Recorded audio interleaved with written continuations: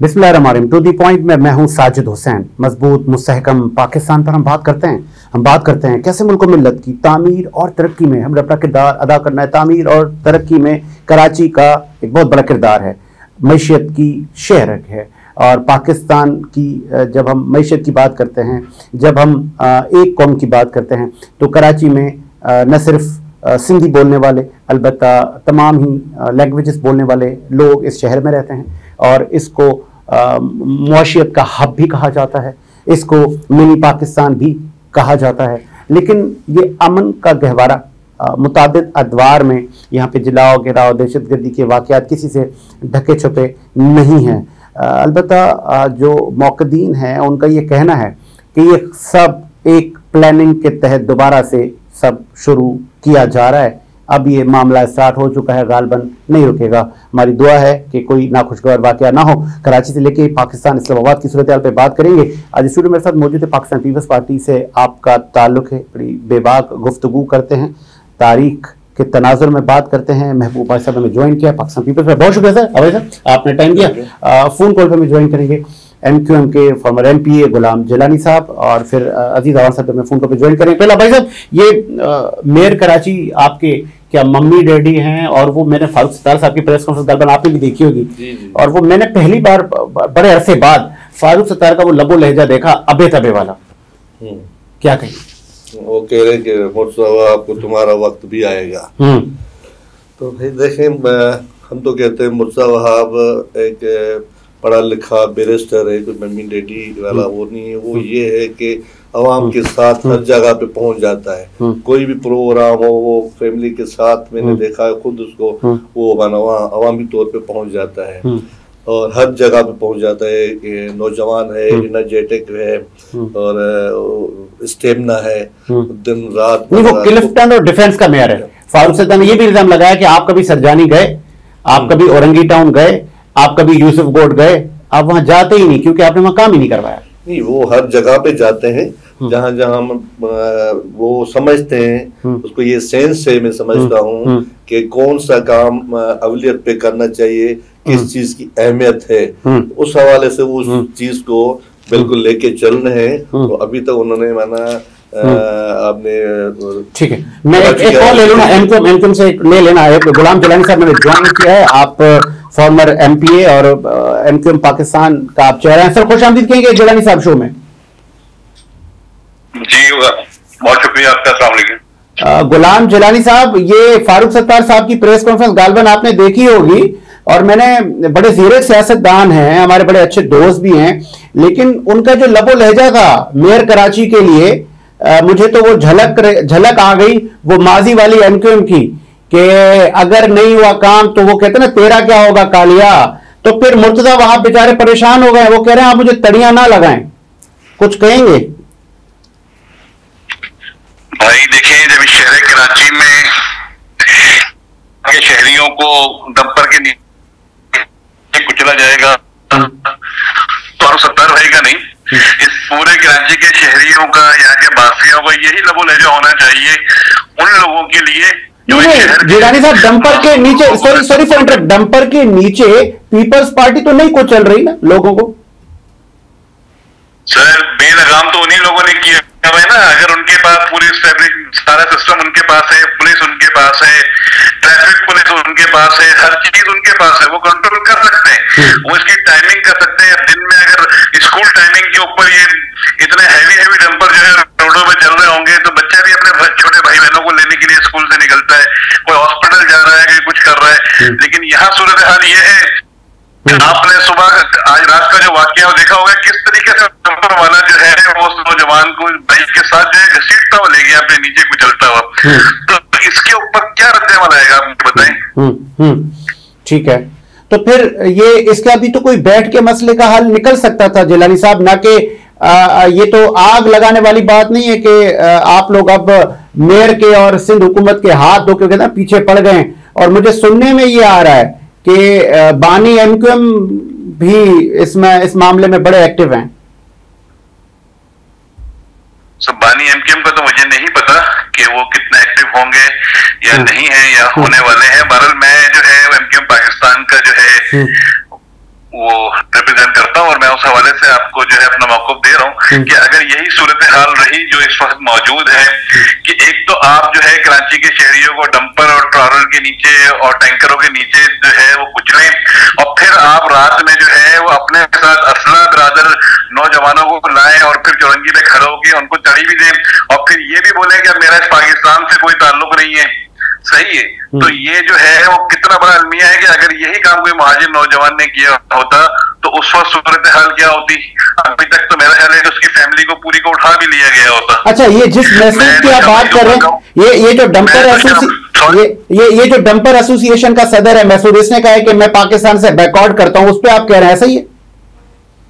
जी बिल्कुल, देखे ना, कराची में रह रहा है, कराची से खा रहा है, कराची से कमा रहा है, सारी चीजें कर रहा है, हमारा भाई है, लेकिन उसको इस तरीके के कमेंट देने चाहिए।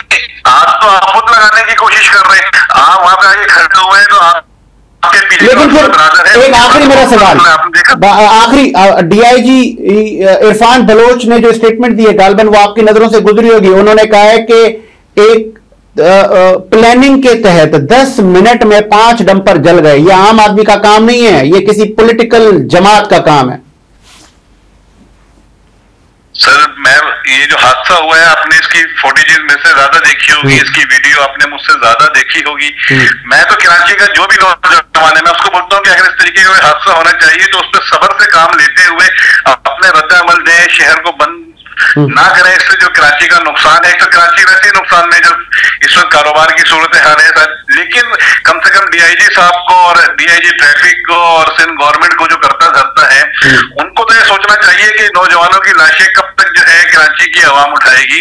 और ऊपर से भी ये तड़ियां, ये थ्रेड उन राशन कॉफर के साए में खड़े होकर नागन चौरंगी में देना, मैं गवर्नर साहब को वजह तहसीन पेश करता हूँ कि उन्होंने फौरन रात में बाहर निकले और उन्होंने हालात को कंट्रोल करने की पूरी कोशिश की।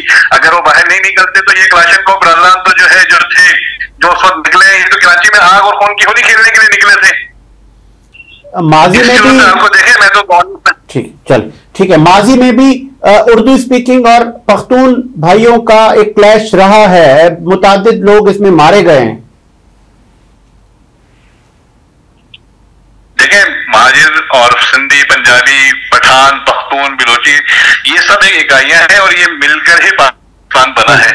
लेकिन इसका मतलब ये नहीं कि पठान भाई जो है वो कराची अगर एक नुकसान हुआ है उसके ऊपर आकर जो है एक्सक्यूज करने के बजाय, उसका अजाला करने के बजाय कि जी हमारे ड्राइवर से गलती हो गई, डंपर ड्राइवर से या ट्रॉलर ड्राइवर से गलती हो गई, उसको एक्सेप्ट करने के बजाय आप खड़े होकर पाकिस्तान मुखालिफ बात भी करें और फिर कराची के लोगों को बोले कि हम जो है वो पूरा कराची और पूरा पाकिस्तान बंद करेंगे।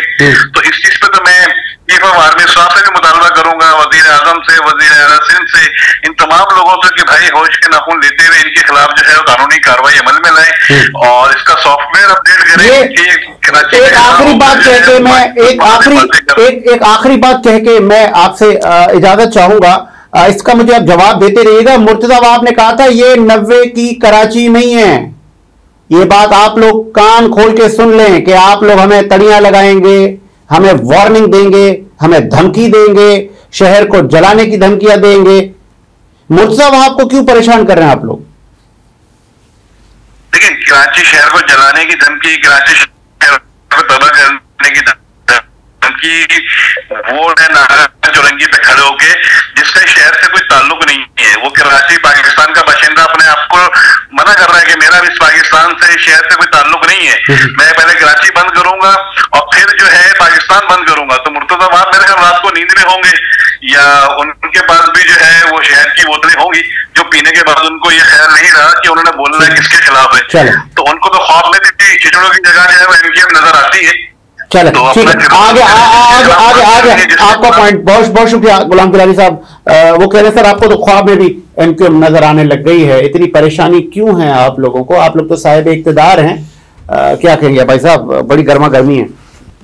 जो साहब ने बातें की हैं मेरे ख्याल में ऐसी कोई चीज़ नहीं है। जो डंपर का इशू है उस हवाले से जो फारूक सत्तार ने जो तड़ी दी है और गवर्नर साहब परेशान हैं उस हवाले से, तो मैं समझता हूँ कि इनको पीस पार्टी फोबिया हो गई है और इनका वो दौर अभी नहीं है जो 80 वाला दौर है नहीं, गालबन आने वाला तो नहीं है, कहीं आने वाला नहीं है अभी। अच्छा। वो दो नहीं, ना ही उनको कहीं से सपोर्ट भी तो थी ना, वो पहले भी तो मुक्के दिखा के वो मुशर्रफ साहब कहते थे ना ये मेरी ताकत है। तो अभी वो चीज नहीं होगी। अभी इंशाल्लाह पीपल्स पार्टी इन्हें अपनी तंजीम साजी की है। पीपल्स पार्टी का रिजल्ट आप देखें कि सिंध गवर्नमेंट चौथा टेन्यूअर है सिंध गवर्नमेंट में पीपल्स पार्टी की बनी है। तो फर्स्ट टाइम मेयर भी पाकिस्तान पीपल्स पार्टी का बना है। अभी पूरी कराची में आप देखेंगे तो लोग उर्दू बोलने वाले, पश्तून बोलने वाले, सिंधी बोलने वाले, जो भी कराची है बहुत सारी कौमी यहाँ ज़बानें बोलने वाले रहते हैं, तो सब पाकिस्तान पीपल्स पार्टी को बेहतर समझ के उसमें शमूलियत कर रहे हैं। आप मीडिया में देखते होंगे, कभी मैंने खुद शमूलियत करवाई हैं, सईद गनी साहब ने बहुत सारे लोगों के उनके शमूलियतें हुई हैं, मतलब MQM के बहुत सारे लोग। इकबाल साहब ने फारूक सत्तार साहब क्यों नाराज हैं? अभी नाराज है आपसे? अभी जाहिर अभी उनके पास कुछ भी नहीं। हमेशा वो मुशर्रफ के दौर से लेके हमेशा वो सहूलतकारी का उन्होंने काम किया है और हमेशा उन्होंने इक़्तिदार में रहने की कोशिश की है। जैसे मछली पानी के बगैर वो परेशान होती है, मर जाती है, तो ये इक़्तिदार के बगैर अभी ये तड़प रहे, परेशान है कि हमें इक़्तिदार क्यों नहीं मिला। नहीं मिला तो अवाम ने आपको पहचान लिया है। वफाक में तो बैठे हैं, पहचान लिया उनके पास।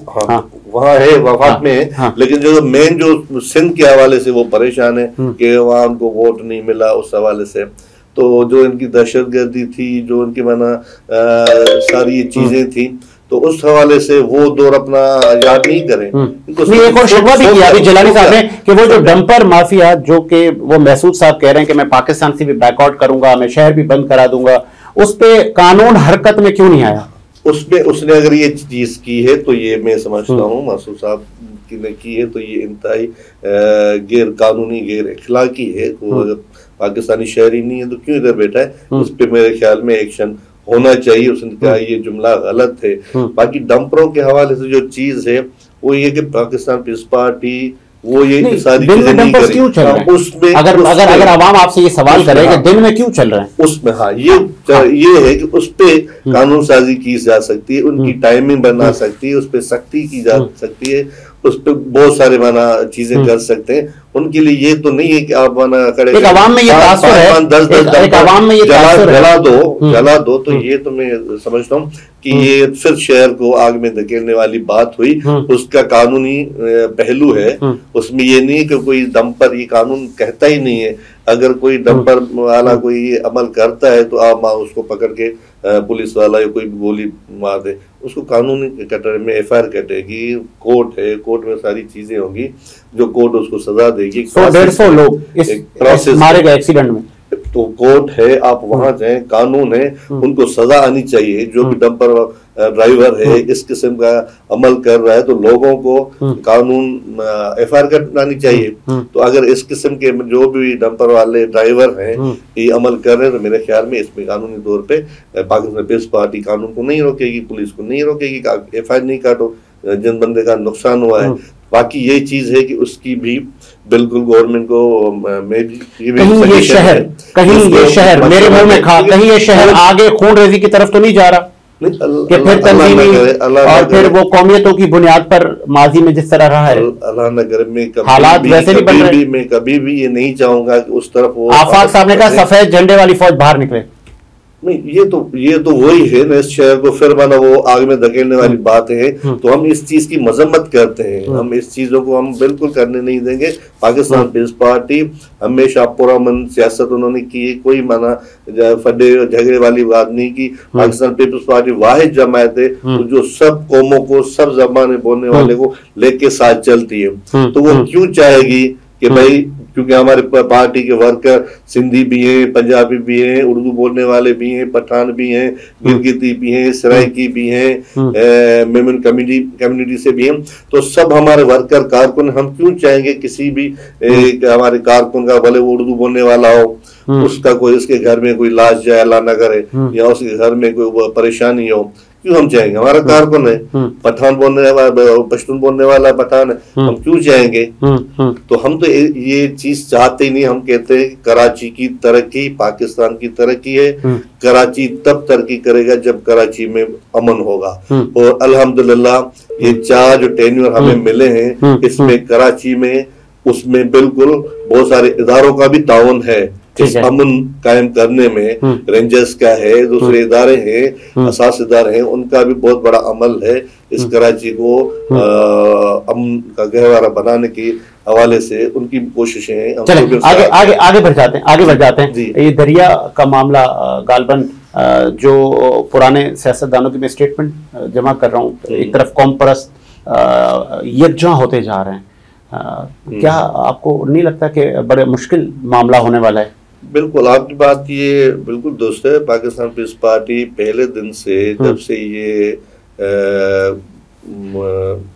कोशिश की गई है केनालों की, उस वक्त से पाकिस्तान पीपल्स पार्टी ने सिंध असेंबली में भी एहतजाज किया है, करारदाद पेश की है, और हम रोडों पे भी आए एहतजाज किया है।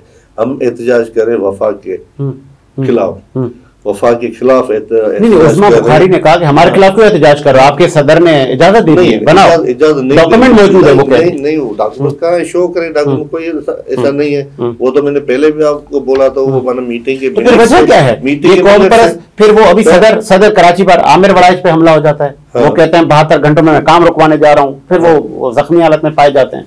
ठीक है, उसकी भी कानूनी तौर पे वो गलत हुआ है। जिन लोगों ने भी वो किया है उन पे माना एक्शन लिया जाए, वफाकी गवर्नमेंट उन पे एक्शन ले ले। आप कौमी असेंबली में करारदाद लाए, किसी ने साथ ही नहीं दिया आप लोगों को दरिया नहरों के मामले में? वही तो कह रहा हूँ, ये सारा पंजाब का है, वफाक का है। वफाक में हम समझते हैं पंजाब है, वो न सिंध की बात सुनते हैं, न बलोचिस्तान की बात सुनते हैं, न पश्तून की बात सुनते हैं। पंजाब खुद कहता है माना पंजाब पाकिस्तान जो है पंजाब है। तो फिर छोड़ दें, मैं ये कह रहा हूँ, फिर आप हुकूमत छोड़ दें, आप आ जाए बाहर और आप ही के कंधे पर ये हुकूमत खड़ी है भाई साहब। बिल्कुल, हम वही उनको मना कह रहे हैं कि हम हमेशा ये पाकिस्तान खपे की बात की बिला आसिफ जरदारी साहब ने। आज भी वो मौका आया है, वक्त आया है कि बिलावल साहब ने 4 अप्रैल को भी वही बात की कि भाई ये दरियाओं का मसला है, जो है केनाल्स का मसला है, इसके हवाले से सिंध का मूड अलग है। हम ही हैं जो फिर भी कंधा दिए हुए हैं। हम वफाक को, हम वजीर आजम को हम बिल्कुल ही हम वजाहत की है कि भाई आप ऐलान करें कि नहीं। अब क्या देखिए, एमक्यूएम ने आपकी हेल्प नहीं की, पीटीआई ने भी नहीं की, नून लीग ने भी मुखालफत की, तो फिर आपके पास कोई ऑप्शन नहीं है कि आप इख्तियार छोड़ दें। हम वही कह रहे हैं कि ये गलत होने जा रहा है। अगर ये माने चीजें यहाँ पर एहतजाज कर रहे हैं, पीटीआई भी कर रही है एहतजाज सिंध में, यहाँ पर वहां पर माना क्यों नहीं कर रहे? तो वो जहाँ पंजाब में बैठ के वो क्यों नहीं कर रहे? तो ये एक गलत मैसेज जा रहा है।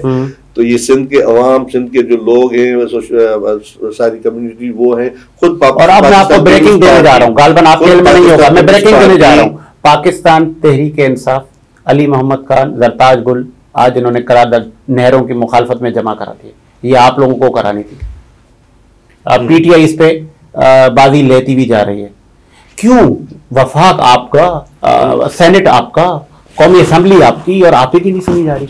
वही तो है। कहीं ऐसा तो नहीं है पीपल्स पार्टी बंद गली में आ गई है? नहीं, पीपल्स पार्टी बंद गली में नहीं आ गई है। पीपल्स पार्टी, हम उनको समझाने की कोशिश कर रहे हैं, हम जमहूरियत को बचाने की कोशिश कर रहे हैं। हम बार बार कोशिश कर रहे हैं कि आखिरी हद तक जाएंगे कि वजीर आजम को समझाएं, वफाकी गवर्नमेंट को समझाएं कि भाई नहरों का जो आप जिद करके खड़े हुए हो, इसमें पाकिस्तान का नुकसान है, इसमें पाकिस्तान का नुकसान है। कल माना एहतजाज, ये सारी चीजें बढ़ती जाएंगी। कल माना पाकिस्तान पीपल्स पार्टी वफाक से अलग हो जाती है तो क्या होगा? पार्लिमानी निजाम बिखर जाएगा। हाँ। फिर आप इलेक्शन में जाएंगे, इलेक्शन में पाकिस्तान उस मूड में है ही नहीं। अभी इलेक्शन हुआ है, फिर दोबारा इलेक्शन में जाए, जो खरबों रुपए इलेक्शन में खर्चा होता है, और इसके अलावा और बहुत सारे डिस्टर्बेंस होती है, और माली जो नुकसान होता है। कराची में एक दिन कराची बंद होता था तो अरबों रुपए का नुकसान हो जाता था। अच्छा, ये भी एक तासुर है कि जरदारी, आसिफ अली जरदारी, प्रेसिडेंट पाकिस्तान, फेस नहीं कर सके इस मामले को, इसीलिए उन्होंने किनारा कशी कर ली है।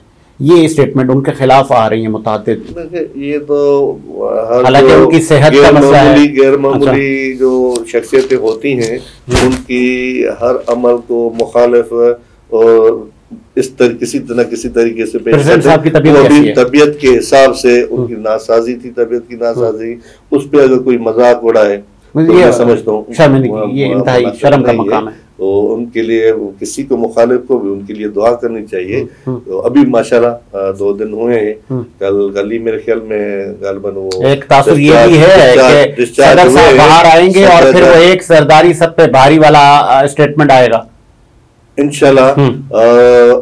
आखिरी जो बाजी होती है वो हमेशा आसिफ जरदारी जीतते हैं। मलाखड़ा भी होता है ना, बाजी होती है ना, बाजी आखिरी कहलाती है, वही जो जीता है वो इंशाल्लाह आसिफ अली जरदारी साहब, बिलावल भुट्टो जरदारी साहब, उनकी अपनी हिकमत अमलियां हैं, हिकमत अमली से इंशाल्लाह वो जीतेंगे। केनाल के मामले में भी एक मना हिकमत अमली जरूर ऐसी बनेगी जो क्रेडिट पाकिस्तान पीपल्स पार्टी ले जाएगी, उसके हिस्से में आएगा, क्योंकि सिंध की भी बड़ी पाकिस्तान पीपल्स पार्टी बड़ी जमायत है जो वोट लेके इक़्तिदार में आई है, अवाम उसके साथ है। तो वो आई है, और इस जैसे आप कालाबाग डैम का इशू था, उस टाइम तो पाकिस्तान पीपल्स पार्टी हिज़्ब इख्तिलाफ में थी, मोहतरमा बेनज़ीर भुट्टो गई थी कमू शहीद पे जाके धरना दिया। उस धरने के बाद नवाब शरीफ ने ऐलान वापस किया था कि भाई जब तक सारे सूबे मुत्तफिक नहीं होते तब तक कालाबाग। तो राशिद महमूद सुमरो कह रहे हैं हम ब्लॉक कर देंगे सारी सड़कें। वो ये माना किस तरफ ये पाकिस्तान को लेके जा रहे हैं, तो यही हम उनको समझाना चाह रहे हैं।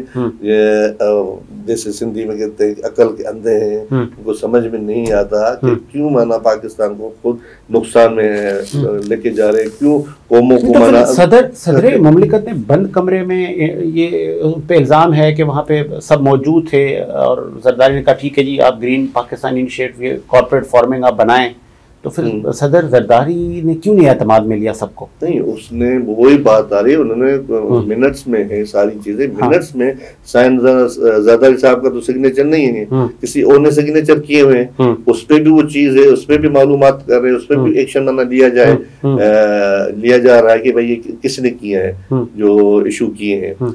तो वो बाज़ाब्ता अब भी बना कहीं भी किसी प्लेटफॉर्म वैसे टाइम बहुत कम है। नवाज लीग चूंकि वजीर आज़म उनका है, शहबाज शरीफ साहब मेरे ख्याल में नो लिफ्ट का ऐसे बोर्ड लगा के बैठे हैं पीपल्स पार्टी के लिए नो लिफ्ट। तो अगर नो लिफ्ट है तो फिर देर किस चीज की, आ जाए बस आपका कंधा हटाना है, ये हुकूमत धड़न तक था। ऐसे ही होगा। हाँ ऐसे ही होगा। हाँ। तो पीटीआई से आपके राब्ते भी बहाल हो गए? वो तो पहले दिन से उनसे है राब्ते, हम तो है। जब गवर्नमेंट बन भी रही थी तब भी आपने पीटीआई को ऑफर किया था, उन्होंने मना नहीं किया था। हम हमेशा सियासत में दरवाजे बंद नहीं करने चाहिए, दरवाजे खुले होने चाहिए, दरवाजे भी खुले होने चाहिए, दिमाग भी खुला होना चाहिए, दिल भी खुली होनी चाहिए, तो तभी सियासत बनती है। अगर आप सारी चीजों को बंद कर देंगे तो कहीं लचक नहीं होगी, तो आगे बढ़ने की चांस नहीं होंगे। और अच्छी सियासत, जमहूरी सियासत, यही पाकिस्तान के मुफाद में है, यही मजबूत पाकिस्तान के मुफाद में है। तो आप क्या मैसेज देंगे सिंध के शहरों को जो सरापा एहतजाज है, जो कह रहे हैं कि हमारा पानी पीपल्स पार्टी ने बेच दिया? मैं कहता हूँ जो भी एहतजाज कर रहा है वही एहतजाज हम भी पाकिस्तान पीपल्स पार्टी पहले दिन से कर रही है। हमारा मौक़िफ़, हमारी पार्टी का मौक़िफ़ हर फोरम पे आ चुका है। आपने नहीं बेचा पानी? हमने नहीं बेचा, हम इनके खिलाफ मुजाहरे किए हैं और 18 तारीख को भी मुजाहरा है हैदराबाद में, और बिलावल भुट्टो इंशाल्लाह उसमें शरीक होंगे। 4 अप्रैल को भी माना उसने वाज़ेह कर दिया है कि मैं वजीर आज़म के साथ नहीं हूँ, मैं अवाम के साथ हूँ। हम अवाम के साथ हैं, सिंध के अवाम के साथ है। जो हमारे वोटर है वो भी हमारे हैं, जो हमारे वोटर नहीं है वो भी हमारे उनके साथ हैं। और ये छोटे छोटे जो ग्रुप्स हैं जो केनालों के खिलाफ एहतजाज कर रहे हैं, मैं उनको भी अपील करूंगा कि आए पाकिस्तान पीपल्स पार्टी से मिलके। आप ये नहीं है कि बहुत सारी पार्टियों को पीपल्स पार्टी फोबिया है, केनालों का इशू कम उठा रहे हैं, पाकिस्तान पीपल्स पार्टी पे ज्यादा बात करें।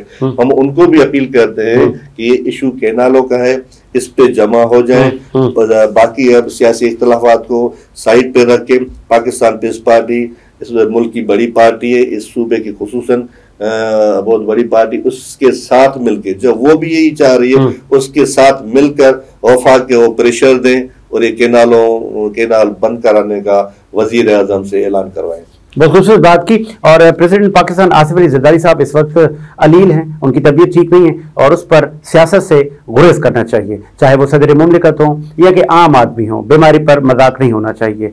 सियासत के भी नॉर्म्स होते हैं, लेकिन हम बदकिस्मती से सब चीज़ें बालातर और जूते की नोक पर रखकर सियासत करते हैं। हम अखलाकियात भूल जाते हैं, हम सर्विसेज भूल जाते हैं, हम भूल जाते हैं ये वही आसिफ अली जरदारी है कि जब बेनज़ीर साहिबा से उनकी शादी हुई तब से लेके आज तक उन्होंने सिर्फ जेलें ही काटी हैं, सिर्फ मुखालफत ही बर्दाश्त की है।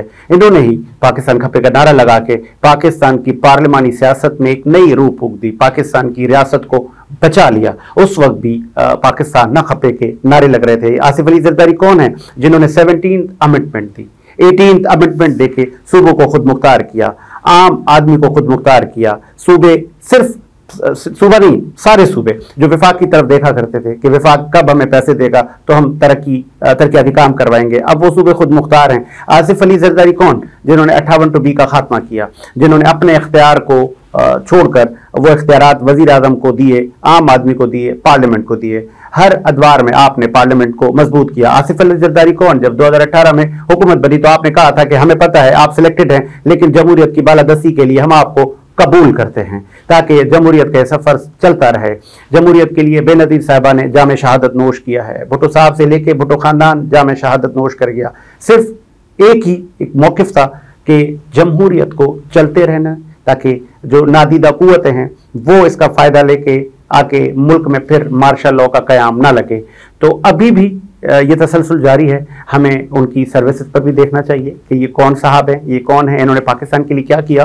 तो फिर हमें मुखालफत करनी चाहिए। आप बीमारी पर मजाक ना उड़ाएं, बीमार तो सभी होते हैं, लेकिन गालबन आसिफ अली जरदारी साहब जब हॉस्पिटल से आते हैं, जब उनकी तबीयत ठीक होती है तो वो आखिर में माजी का उनका ट्रैक रिकॉर्ड रहा है, वो बाजी ले जाते हैं। पाकिस्तान के ज़ीरे सियासतदान है और पाकिस्तान का असासा है। फिर लास्ट में मैं एक शिकवा करता जाऊंगा, बदकिस्मती से हम मरने के बाद सर्विसेज याद करते हैं, हम मरने के बाद खराज तहसीन पेश करते हैं। जब हमारे यहाँ हमारे हीरोज जिंदा होते हैं तब हमें उनकी फिक्र नहीं होती।